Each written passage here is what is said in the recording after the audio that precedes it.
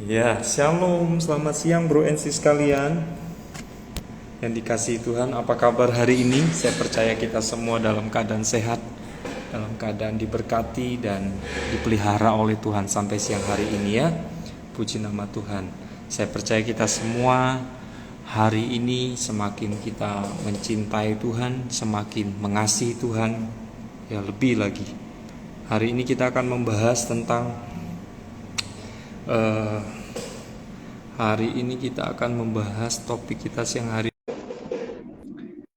Nah, oke.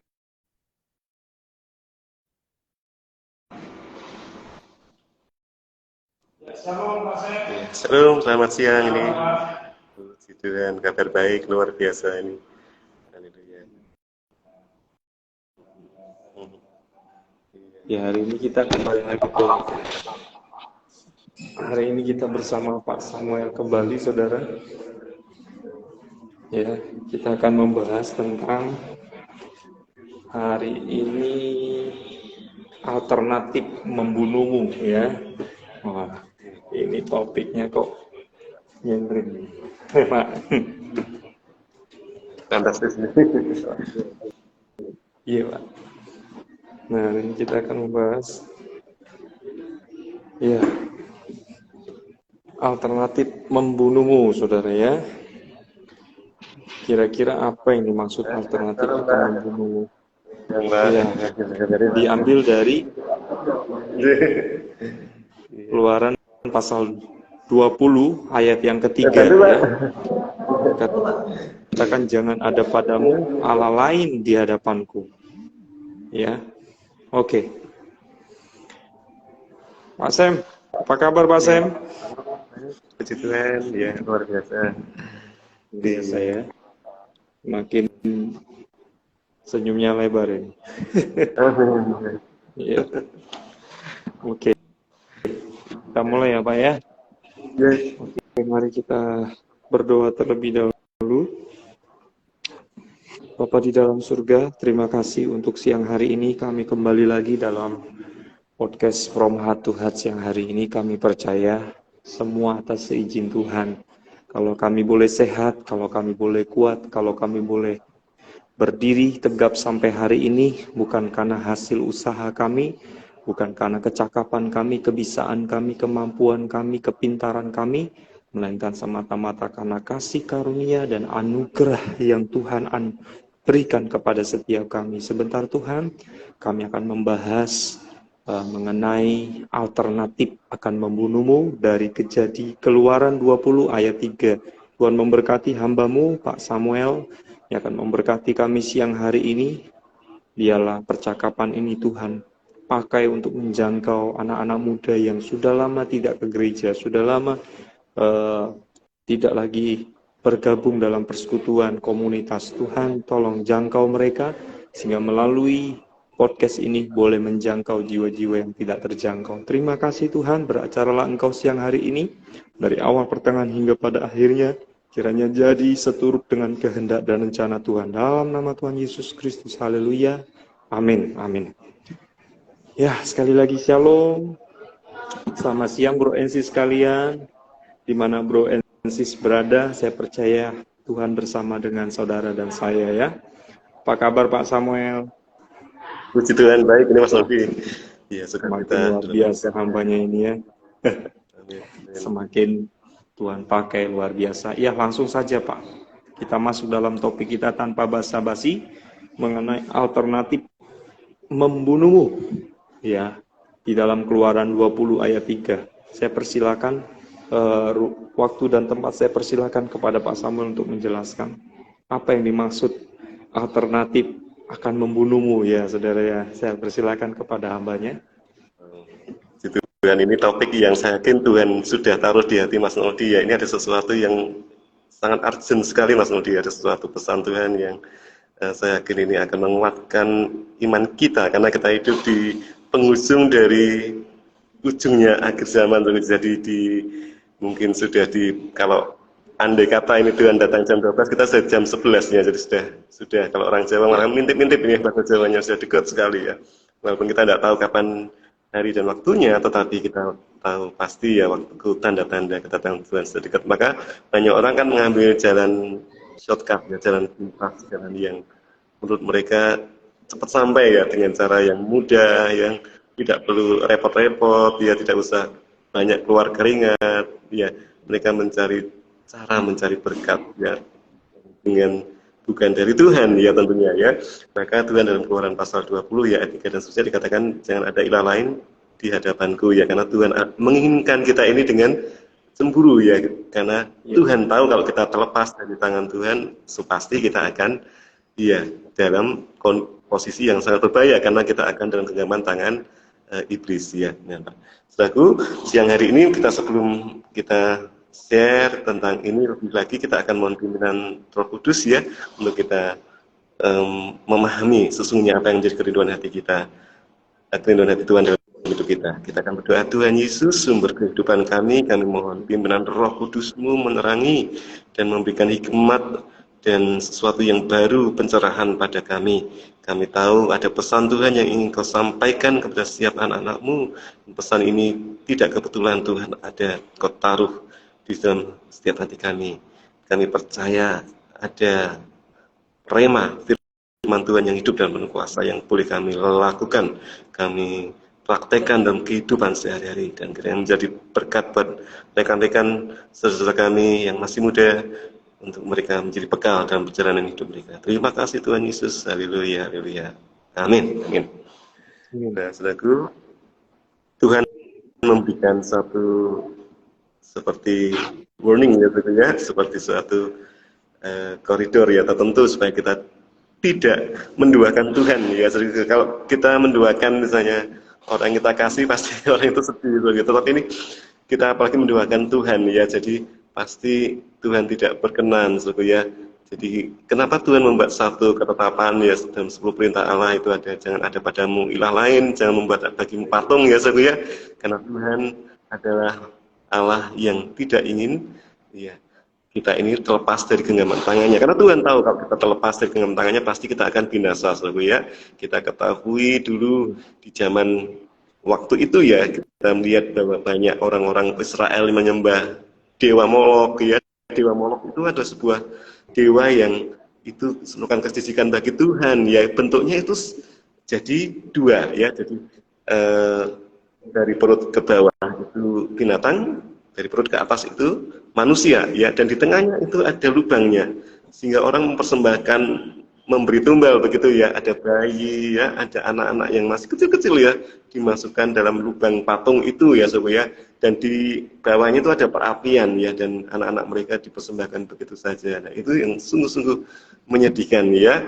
Nah, mengapa Tuhan juga pernah berkata bahwa di atas ya batu karang ini Tuhan akan membangun ya, membuat ya rumah Tuhan, dan itu kuasa maut, kala maut pun tidak dapat membinasakannya sebagai di atas batu karang ya. Nah, itu ada backgroundnya ya sebagai waktu itu Tuhan Yesus ya percakapannya dengan Petrus itu di Kaisarea sebagai di situ ada sebuah di atas gua sebagai gua, dan di gua itu ada namanya dewa, namanya dewa Pan ya kalau versi orang Israel ya. Tapi bukan nama patah, ini Dewa Pan ya, namanya seperti itu. Jadi Dewa Pan ini dari perut ke atas bentuknya kambing, perut ke bawah itu manusia ya. Dan ketika mereka menyembah pada Dewa Pan, mereka toreh-toreh tangannya sampai berdarah-darah ya. Mereka seperti, iya kalau kita katakan praise and worship ya, tapi versi mereka ya sampai berdarah-darah ya. Nah, dan Tuhan tegaskan bahwa alam maut tidak dapat menguasainya, karena kuasa Tuhan jauh melebihi dari kuasa roh-roh jahat penghulu-penghulu di udara ya. Jadi kalau kita sebagai anak-anak muda ya, jangan sampai kita terlibat dalam praktek-praktek seperti itu, okultisme ya ya, yaitu cara singkat ya untuk mendapatkan pesugihan harta, apalagi ya ada yang ini Mas Lodi, ada yang pengen cepat dapat cewek cantik ya pakai susu ya, pakai pelet ya, sehingga orang melihat wow, jadi terkintil-kintil ya, jadi kepencut gitu bahasa Jawanya ya. Nah itu kita tidak boleh ya, karena sebenarnya kita ini punya ada sesuatu yang excellent dalam hidup kita. Amin, ya anak-anak muda ya, engkau punya sesuatu yang beda dengan dunia berikan ya. Ada namanya kalau inner beauty ya, yang ada kecantikan dari dalam, ada kegantengan dari dalam ya. Itu ketika kita dekat dengan Tuhan, maka otomatis kemuliaan Tuhan itu nampak dalam hidup kita ya. Ada kemilau Tuhan sama seperti Musa ketika turun dari Gunung Sinai ya Mas Nori. Itu ternyata ada pantulan kemuliaan Tuhan. Orang Israel begitu takjub ya, wah kok ada kemilau ya dari Tuhan. Nah, demikian juga anak Tuhan, kita tidak boleh menggunakan jalan shortcut ya, jalan singkat seperti itu ya, dengan pesugihan, dengan pelet ya, dengan apapun juga ya, karena itu membuat kita binasa ya. Selaku kami mengalami pengalaman ya dari kakek buyut saya waktu itu mencari namanya umur panjang ya, umur panjang ya. Jadi dengan cara yang tidak benar ya. Jadi perjanjian dengan setan ya. Jadi setiap anak yang dikasihnya itu akan jadi tumbal saudaraku ya, dan meninggal saudaraku ya. Iya, dipancing dengan meletakkan sesuatu yang menarik ya. Ketika anak itu mengambilnya, anaknya yang mengambilnya, maka anak itu pasti meninggal saudaraku ya. Dan itu mengerikan sekali saudaraku ya. Umurnya panjang saudaraku ya. Dengan cara meminta kepada iblis ya, tetapi iblis itu tidak pernah menambah, dia hanya mengurangi, dia hanya mengkorupsi umur ya, umur dari anak cucu nenek buyut saya ya. Jadi meskipun nenek buyut saya panjang, tetapi itu menyedot dari umur anak-anaknya ya, dan itu kekejian ya bagi Tuhan ya. Jadi jangan sampai ya rekan-rekan kita semua terpikat dengan itu ya, sesuatu yang itu kejijikan bagi Tuhan ya. Dan keluarga kami mengalami, dan itu wow, resikonya besar ya, resikonya nyawa lebih ya. Dan saudaraku, kemarin saya juga bincang-bincang dengan anak muda juga ya, saya ketemu, dan dia katakan ya ada seorang temannya ya, dia minta pesugihan kekayaan kepada Nyi Blorong ya. Kita sering mendengar ya Nyi Blorong itu ya. Masuk aku ke daerah Jogja, di situ ada tempat namanya Taman Sari, ya di situ ada juru kuncinya untuk ketemu Nyi Blorong, ketemu Nyi Roro Kidul ya. Nah, dan bisa ketemu ya, ada wujudnya ya.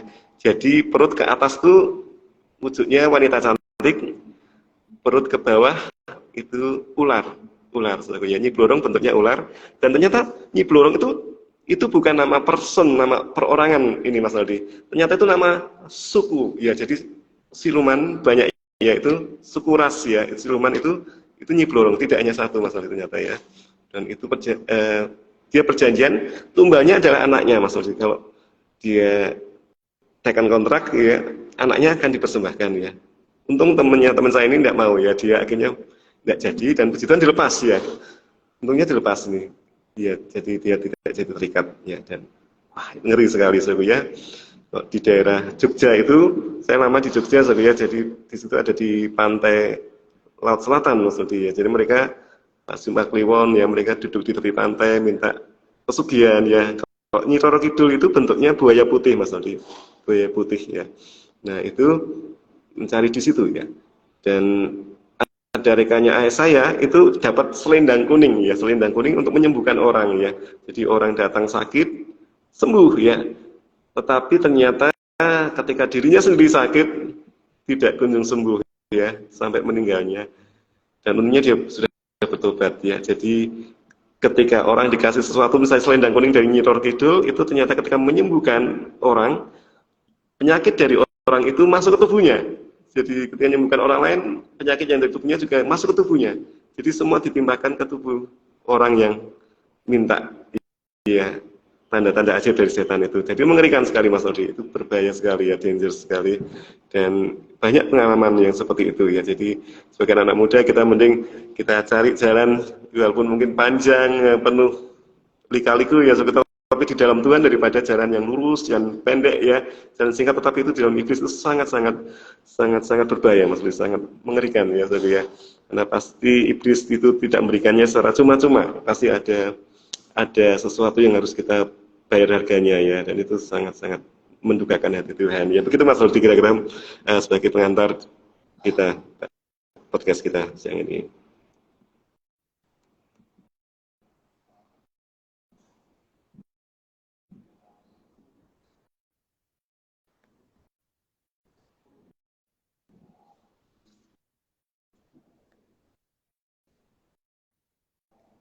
Maaf Mas Nudi, kayaknya suaranya tidak terdengar Mas Nudi. Iya, maaf, Iya. saudara. Iya, benar ya tadi, saudara, apa yang disampaikan Pak Samuel panjang lebar, benar adanya bahwa hal ini di dalam Keluaran 20 ayat 3 dikatakan, jangan ada padamu Allah lain di hadapanku. Ini merupakan 10 perintah Allah yang didapati oleh Musa, ya, yang diyakini oleh orang-orang Yahudi sebagai hukum Musa, ya Pak Sem, ya. Iya. Yang ketika dia dapati 10 perintah Allah ini di Gunung Sinai, ya Pak, ya. Iya. Nah, jadi memang penekanannya adalah ingat bahwa Allah yang kita sembah adalah Allah yang pencemburu, ya Pak, ya. Allah yang tidak mau diduakan. Allah yang tidak mau dijadi nomor 2, ya. Tapi dia mau jadi satu-satunya Tuhan yang boleh bertatah dalam hidup kita. Kalau kita berusaha untuk menduakannya, maka dia tidak segan-segan untuk pergi dari hidup kita. Apa yang pergi? Roh Kudusnya, ya, Roh Allah yang diutus oleh Bapa untuk menemani kita, untuk mendampingi hari-hari kita. Dia akan pergi ketika kita mendukakan dia, ya, dengan mungkin hidup sembrono, ya, hidup kita sembarangan dengan ya menanyakan menanyakan takdir hidup, menanyakan petunjuk-petunjuk kepada leluhur-leluhur, kepada orang-orang pinter, padahal kita yang bodoh, saudara, kita yang dibodoh-bodohi, saudara, ya. Nah, kita datang kepada orang-orang yang sepatutnya tidak kita datangi, tapi kita datangi, ya. Kita minta petunjuk, misalkan ketika kita mau menikah, ada ya Pak, budaya di Jawa tuh minta petunjuk hari apa dulu, ya, hari apa, tanggal berapa, bulan berapa, tahun berapa, supaya berkah gitu ya, supaya tidak terjadi malapetaka, tidak terjadi hujan, tidak terjadi hal-hal yang nggak diinginkan. Berapa banyak kita yang mengaku percaya tapi masih mempercayai hal-hal yang seperti itu kepada, ya, notabene adalah orang-orang yang pinter gitu ya, yang menyebut dirinya pinter, padahal kita yang bodoh, saudara, ya. Nah, kira-kira menurut Pak Samuel, kita langsung masuk dalam pertanyaan saja ya Pak, ya. Mungkin dari Bro Ensis yang ingin bertanya, saya persilakan yang mau bertanya kepada Pak Samuel. Nah, kira-kira kenapa Pak bisa dikatakan alternatif itu? Kan memang enak ya, jalannya kan ya bisa dibilang jalan tol gitu ya, jalan pintas, itu lebih cepat dan lebih instan dan lebih mudah meraih sesuatu. Nah, itu apa bedanya dengan jalan yang harusnya memang kita lalui Pak, dengan jalan alternatif? Bukannya jalan alternatif itu bagus supaya kita cepat sampai, supaya kita segera mendapatkan apa yang kita inginkan. Itu dampaknya apa Pak? Bedanya apa dengan seseorang yang menempuh jalan hidupnya dengan cara yang pada sepatutnya, misalkan dia tidak melalui jalan tol misal, tapi dia melalui jalan yang memang seharusnya dia lalui gitu. Apa dampaknya dan apa perbedaannya Pak? Saya persilakan Pak Samuel. Ya, terima kasih. Pertanyaan menarik, saudara Naldi. Jadi banyak orang menyangka itu jalannya lurus ya, tetapi ujungnya kebinasaan. Tapi ada yang orang ya menurut jalan Tuhan ya, meskipun tertatih-tatih ya saudara ya, bahkan untuk berjalan tuh harus dia mungkin sampai merangkak ini Mas Nodi ya, karena dia di jalan Tuhan tuh tidak semudah yang dibayangkan, tetapi ujungnya itu ternyata kebahagiaan saudara ya. Jadi memang perbedaannya di ujungnya ini Mas Nodi. Jadi seringkali Tuhan izinkan prosesnya berat, tapi hasil akhirnya oke ya, luar biasa ya. Nah, ini seperti menyambung yang lalu ya. Kemarin kita belajar tentang kemurnian hati ya di 1 Petrus pasal 1 ayat 6 dan 7 ya. Jadi ternyata Tuhan ingin kita ini pure ya, dalam bahasa New King James Version kemarin dikatakan di 1 Petrus 1 ayat 7 ya, 1 Petrus 1 ayat 7. Kita memiliki namanya proven genuine faith ya, iman yang asli ya, genuine asli. Dan proven ya, terbukti ya saudara ya, iman asli ini dibuktikan ketika ada proses ya, kita lolos proses, berarti kita ini valid ya, kita terbukti proven ya saudara ya. Jadi, ketika kita siap pada proses, maka Tuhan juga setia pada hasil ya. Jadi kita setia pada proses, Tuhan setia pada hasil ya. Hasilnya pasti kebahagiaan di ujungnya ini Mas Odi ya. Jadi, kita lebih baik pilih jalan Tuhan walaupun kelak-kelak lika-liku yang cukup terjal, tetapi endingnya pasti oke banget. Beda dengan jalan iblis ya. Iblis itu dia membuat jalan yang tadi alternatif ya. Iya. Wah, pengen punya cewek ya. Sudah kedukun saja ya. Nanti pasti wah banyak cewek-cewek naksir ya. Nah, itu jalan singkat saudaraku ya. Jalan singkat dan itu pasti ada efek samping ya. Nah, seperti pasang susu ya, pasang lain itu ya jadi cakep ganteng ya, itu ada konsekuensinya yang pasti roh kita tergadaikan betul ya. Kita tidak setia lagi pada Tuhan ya, ada ilah lain ya, ada sesuatu sesembahan lain yang di luar Tuhan ya. Jadi itu membuat hati Tuhan pasti berduka dan kita kehilangan damai sejahtera lagi saudara ya. Roh Kudus juga bisa undur dari kita karena kita menduakan Tuhan ya. Dan kalau kita tidak segera bertobat itu ngeri saudara ya. Nah itu yang terjadi. Dan biasanya nih Mas Noldi, ketika ada orang ya pasang susu itu ketika wajahnya itu bisa berubah ya. Bisa ke pagi ganteng ya sampai sore, malam nanti sudah jadi tua lagi, lebih tua dari yang aslinya. Jadi ini sangat riskan ya. Dan juga ketika orang datang ke dukun itu pasti jiwanya sudah dalam kendali iblis ya. Biasanya mudah emosi Mas Odi, mudah marah ya, terpicu oleh esmosi ya namanya. Kalau esmosi ya, kalau es campur enak ya, ini esmosi ya. Nah ini yang kita ya mungkin kita sebagai ada yang pembina rohani, kita ingatkan anak-anak didik kita ya, adik rohani kita supaya jangan ambil jalan singkat ya, seperti itu berbahaya ya. Waktu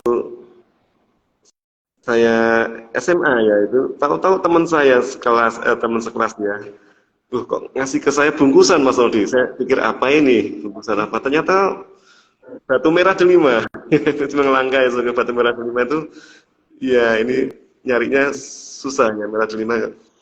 Jadi kalau dimasukkan ke air jadi merah airnya itu ya. Terus teman saya berkata, ini bawalah katanya Surya. Saya juga enggak minat sebenarnya Surya. Katanya kalau nanti malam ditemui bapak tua katanya. Malam-malam akan ditemui bapak tua. Saya itu enggak percaya gituan ya, teman saya bawa aja. Dan malamnya puji Tuhan tidak ketemu siapa-siapa. Terus esoknya saya kembalikan saja ya, karena saya enggak mau gitu-gituan suku ya. Karena itu pasti ada resiko ya. Nah, maaf, Pak, lebih baik kita saya potong Pak Sen. Ya. Pak, di dalam Injil Lukas pasal 12 ayat 10 kan berkata seperti ini Pak. Setiap orang yang mengatakan sesuatu melawan anak manusia, melawan Yesus Kristus, ia akan diampuni. Tetapi barang siapa menghujat Roh Kudus, ia tidak akan diampuni. Jadi artinya ketika kita menduakan Roh Kudus, ya, mendukakan Roh Kudus, itu tidak akan diampuni ya Pak ya. Mengapa Pak? Betul. Ketika kita melawan Tuhan, melawan ketetapan perintah-perintah Tuhan Yesus, itu masih diampuni, dikatakan Lukas 12 ayat 10. Tetapi ketika kita menghujat Roh Kudus, ia tidak akan diampuni. Maksud kata menghujat di sini tuh bagaimana Pak? Karena ada kaitannya dengan alternatif akan membunuhmu. Kira-kira bagaimana menurut Pak Samuel? Iya. Dari Lukas 12 ya, 10 ya Mas Ludi. Ini kalau kita misalnya mendukakan Tuhan Yesus ya, ini masih ada pengampunan Mas Ludi, karena Tuhan Yesus sebagai juru selamat ya, penebus dosa, ya, kapasitasnya beliau adalah mengampuni apapun dosa kita ya, juru selamat ya. Tapi kalau Roh Kudus memang dia datang ya sebagai pribadi Tuhan Yesus dalam kemuliaan ya, dalam kemuliaan. Ketika dia sudah naik ke surga diberikan Roh Kudus ya, posisinya memang berbeda ini Mas Noldi. Jadi karena Roh Kudus itu sudah ya juga mewakili dari pribadi Bapa juga ya, sehingga kalau kita menghujat Roh Kudus ya menghujat Bapa, menghujat Tuhan Yesus, ya menghujat terus perwakilan dari Bapa ya, dia tidak akan diampuni ya. Jadi kalau posisinya saja Mas Oli, kalau Tuhan itu memang datang untuk mengampuni ya, mengampuni, masih ada pengampunan ya. Kalau sudah Roh Kudus ya, ini sangat riskan sekali Mas Oli ini. Iya, begitu Mas Oli. Ya, berarti ketika kita melukai perasaan Tuhan Yesus, itu masih ada pengampunan ya Pak ya. Karena dia telah mengambil atau menjelma atau berinkarnasi di dalam tubuh manusia yang lemah untuk bisa mengampuni dan menebus kita ya Pak ya. Karena itu masih ada pengampunan. Berarti kalau Roh Kudus, kalau kita menghujat Roh Kudus, artinya ketika kita mempermainkan yang namanya keyakinan kita kepada Tuhan. Contoh, ketika kita mengambil keputusan untuk berpindah keyakinan saat ini, misalkan ke keyakinan yang lain, tiba-tiba besok kita mau kembali lagi ke keyakinan kita yang semula, terus berubah lagi, ya, berpindah lagi ke keyakinan yang lain. Itu artinya itu mempermainkan. Dengan kata lain, itu sudah menghujat ya Pak ya. Karena lebih daripada 1-2 kali itu sudah mempermainkan dan menghujat Roh Kudus. Kenapa menghujat Roh Kudus hukumannya lebih berat? Karena ini memperlibatkan antara Allah Bapa, Allah Anak dan Roh Kudus. Karena itu adalah rohnya Bapa, ya, rohnya Anak, ya, yang menjadi satu, yang menjadi esa di situ. Jadi kita menyakiti ketiga esensi itu, saudara ya. Jadi Allah Bapa, Allah Anak, dan Allah Roh Kudus. Kalau Allah Anak kita masih diampuni karena dia mengambil rupa seperti kita. Ya Pak ya. Tapi kalau Allah Roh Kudus itu bentuknya rohnya Allah. Rohnya Yesus. Kita sakiti berulang-ulang. Itu yang nggak ada ampunnya saudara ya. Jadi artinya ketika kita mengambil jalan alternatif yang kita sangka itu jalannya lurus menuju sampai tujuan, ternyata itu maut, saudara. Kalau saudara dan saya sekarang masih bermain-main dengan dunia okultisme atau pergi ke dukun-dukun untuk minta petunjuk, mari hari ini firman Tuhan hari ini mengingatkan kita semua bahwa alternatif itu memang bagus kelihatan di awal, ya, kelihatannya menarik. Tapi itu yang akan membawa kita binasa, ya, membawa kita akan masuk ke dalam jurang maut, ya. Tapi mari kita ikuti proses jaluran kehidupan yang Tuhan telah izinkan kita alami. Mungkin kita tertatih-tatih seperti yang Pak Sem katakan tadi, harus melewati jurang, harus melewati tekanan hidup yang silih berganti. Tetapi lihat, Tuhan ada di sana. Ya, dia akan memberi kekuatan, ya Pak ya. Dia akan memberi penghiburan. Dia akan memberi kemampuan untuk saya dan saudara bisa melalui. Yang penting kita jangan menyangkal iman kita. Ya, ketika kita datang ke dukun, ketika kita datang kepada hal-hal yang bisa melukai Tuhan, hati-hati saudara ya. Itu akan mendukakan Roh Kudus ya. Nah, mungkin ada dari Pak Sem yang ingin mau ditambahkan, saya persilakan Pak.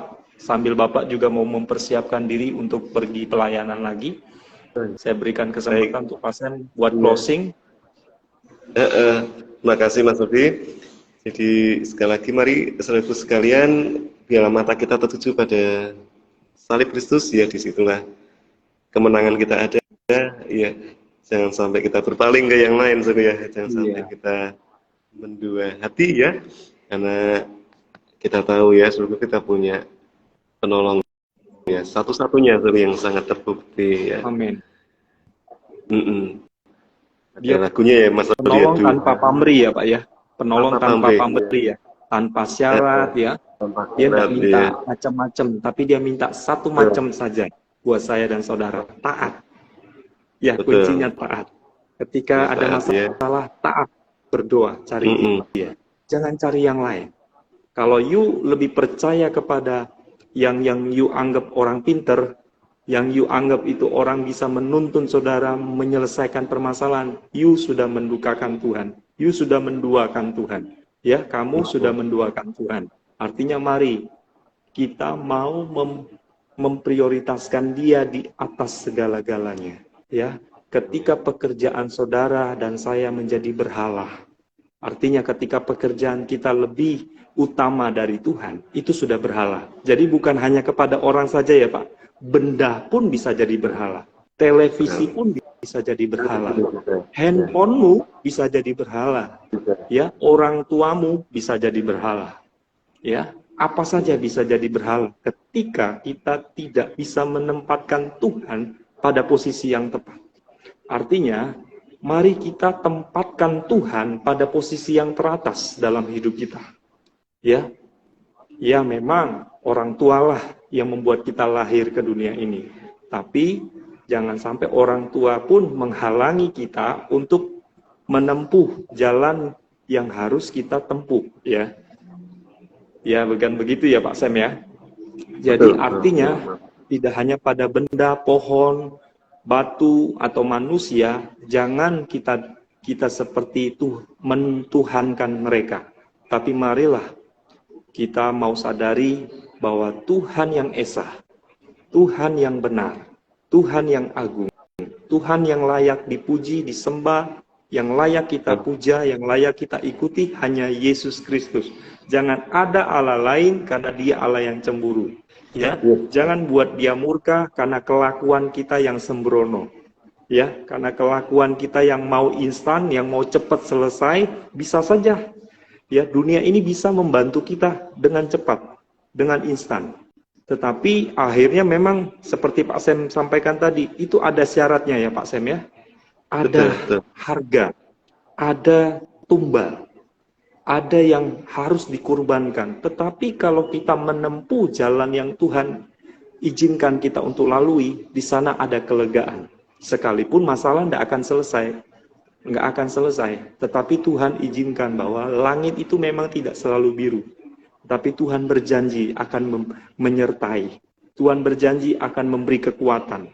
Tuhan berjanji akan menuntun kita dari sehari ke sehari menyelesaikan permasalahan kita. Ya, oleh karena itu jangan pernah kita mencari ilah-ilah lain selain Dia. Ya, oke Pak Sam.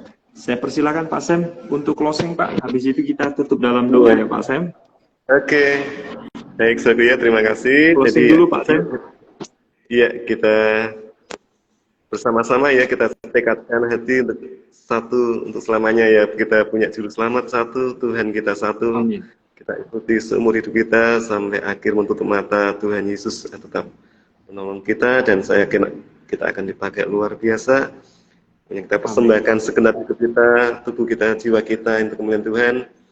Jangan sampai ada hobi atau kesenangan yang lain membuat itu menjadi berhala dalam hidup kita tadi ya, dikatakan. Yes. Jadi ini yang membuat sukacita memuncak ketika kita tahu porsi yang terbaik ya, kita memprioritaskan ya Tuhan di atas segalanya ya. Jadi the highest place, tempat yang tertinggi ya dalam hidup kita ya, tempat yang tidak tergantikan. The highest place itu tempat yang paling tinggi ya, yaitu Tuhan dalam hidup kita. Nah, mari kita akan tunduk kepala, kita akan hampiri tatanya yang makasih, tatanya yang penuh dengan kasih karunia-Nya itu mengalir dalam hidup kita. Tuhan Yesus, kami angkat tangan kami angkat hati kami Tuhan. Kami tahu anak-anak muda yang luar biasa yang ikut dalam program podcast ini Tuhan. Kami percaya mereka akan menikmati encounter terus secara pribadi, day by day, hari demi hari. Mereka akan melihat dan terpesona akan kuasa Tuhan yang akan dinyatakan. Memang di akhir zaman, antikris pun bisa membuat mukjizat, tanda-tanda ajaib, menurunkan api dari langit. Tetapi mereka tidak pernah akan bisa menandingi kasih dan kuasa Tuhan. Kuasa mukjizat Tuhan yang jauh lebih hebat, yang bisa diperbuat oleh antikris di akhir zaman ini. Kuasa-Mu yang lebih dari segalanya ini Tuhan. Ajari kami untuk menautkan hati kami sepenuhnya ke dalam hati-Mu Tuhan, supaya kami tidak terombang-ambing terhadap berbagai angin-angin pengajaran, terhadap berbagai apapun juga yang menggoyahkan iman kami. Tapi kami tautkan hati kami Tuhan kepada Engkau Yesus Tuhan dan Juru Selamat kami.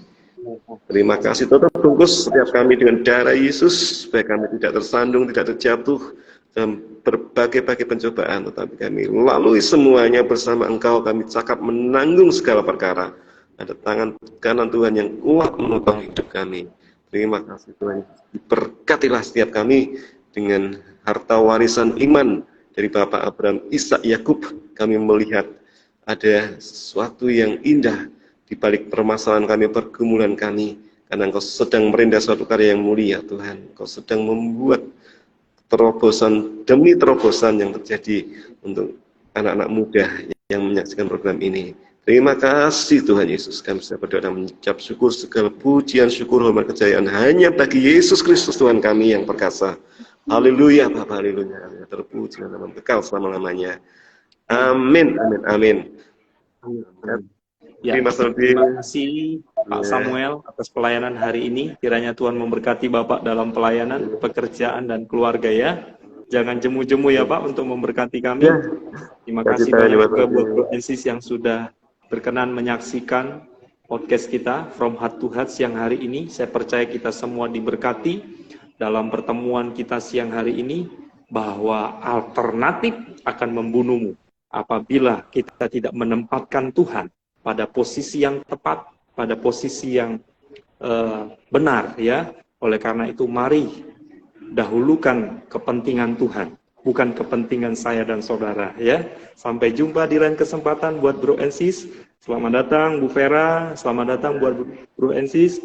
Puji Tuhan, pertemuan kita siang hari ini kita akhiri, nanti kita ketemu lagi di hari esok ya. Sampai ketemu saudara. Tuhan Yesus memberkati kita semua. Shalom.